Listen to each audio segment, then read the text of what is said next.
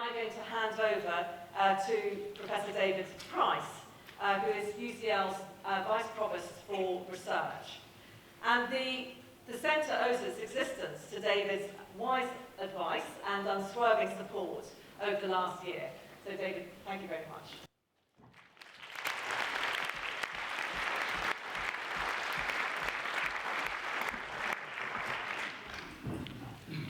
So I'm supposed to use this, does that work?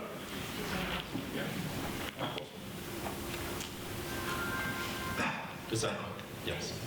So, good evening everybody. It's an absolute pleasure to be here tonight to open the beginnings of the Centre for Behavioural Change. So, as Susan said, I'm Vice Provost for Research at UCL, and I'm often asked, what on earth does the Vice Provost for Research do?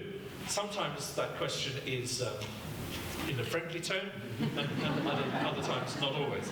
However, one of the things which it's easy for me to say that I don't do is I don't actually tell people what to do research in, which is very fortunate because we now have 2,400 academic staff at UCL, 2,700 postdoctoral researchers, and 5,000 or so PhD students. So UCL really is an enormous research engine. And my job really is to try to facilitate and enable those who are doing their research to do it in the best possible environment, and I try to do that. But also it's important that UCL is more than the sum of its parts, and that's a phrase Susan's already mentioned. With these over 10,000 researchers of one form or another, there's a great opportunity for people, if you like, just to disappear into little silos and not to be engaged with the wider intellectual environment. And as Susan has already said, so many of the challenges that the world face actually require a cross-disciplinary approach. And therefore what we try to do through my office is to provide the environment and the opportunities for researchers from different disciplines to come together to look at major challenging problems. So, as a result of, if you like, of that approach, we've developed a strategy at UCL which is based on three simple components. First and foremost, the institution is nothing without the people who are there. And they are excellent, our academic staff, our researchers, our students, but also they have the characteristic of leadership. They take that excellence and want to do something with it to change the world, add to their profession, add to scholarship in different ways. So leadership is the first element.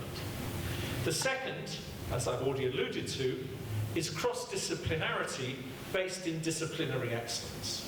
We believe that the disciplines that we have excellent scholars, but also by bringing together in this cross-disciplinary world, we can produce new lights and new insights into the big problems.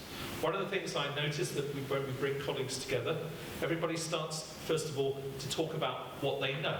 That's what academics do. We like to talk about our areas of expertise. But then after a little time, one begins to realise that it's not what one knows, it's what one doesn't know is the key problem. And when I believe that we're having success with a cross-disciplinary community, it's when they start sharing areas of ignorance that everybody recognises as important, because that's where you start developing the next, if you like, generation of exciting questions. And the final part of our research strategy is impact. And it's a word in academia which has had a bit of a mixed message over the last few years through the research councils and REF. But actually, we look back to UCL's foundation of a Chrestomathic university, one of the words that Jeremy Bentham introduced to the English language. There were three. The first was international, which caught on. The second was maximise, that also caught on. And the third was Chrestomathia, which didn't catch on. But he meant it as an institution that is suitably structured to study useful things. And that's what UCL does. We try to apply the information and scholarship and wisdom that we have towards finding useful solutions for society.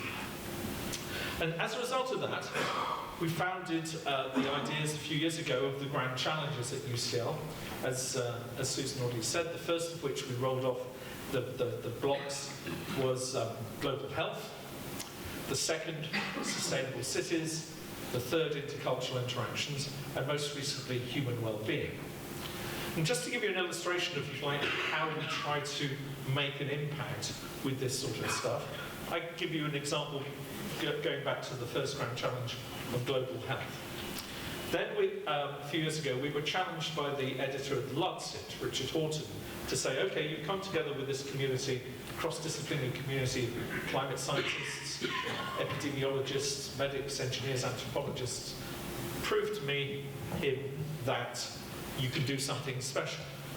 So a group of colleagues came together and over several months developed the first UCL Lancet Commission, which was a 40-page report published in the Lancet after full peer review on the effect of climate change on global health. And this was the most downloaded article published by Elsevier in the year of its publication. It was timed, the publication coincided with the annual meeting of foreign ministers of health of Commonwealth countries, and the group developed abstracts suitable to different challenges that those ministers faced, recognising that the health minister of the Maldives has different priorities than the health minister of Canada. And the ministers spent an entire morning debating the issues raised by the UCL Lancet Commission. And the following week, that same report was discussed at the plenary session of the WHO in Geneva. So that's an example of a group of UCL academics making an impact, WHO, Commonwealth ministers, which would be very difficult for individual scholars to do. So by coming together, looking at these bigger problems, we can try to address some of these larger challenges. And subsequent grand challenges have been equally successful. We've had a Lancet Commission on healthy cities, and we're just about to publish a Lancet Commission on the challenges of multiculturalism to healthcare delivery. So I'm not suggesting that the next output will be a Lancet Commission, but you can see that there's a very well-developed line now of UCL's cross-disciplinary approach producing significant impacts. And one of the things which I was slow on the uptake to realise that, in fact, all of the grand challenges were looking at problems which were, as Susan has already said, determined and influenced by human behaviour.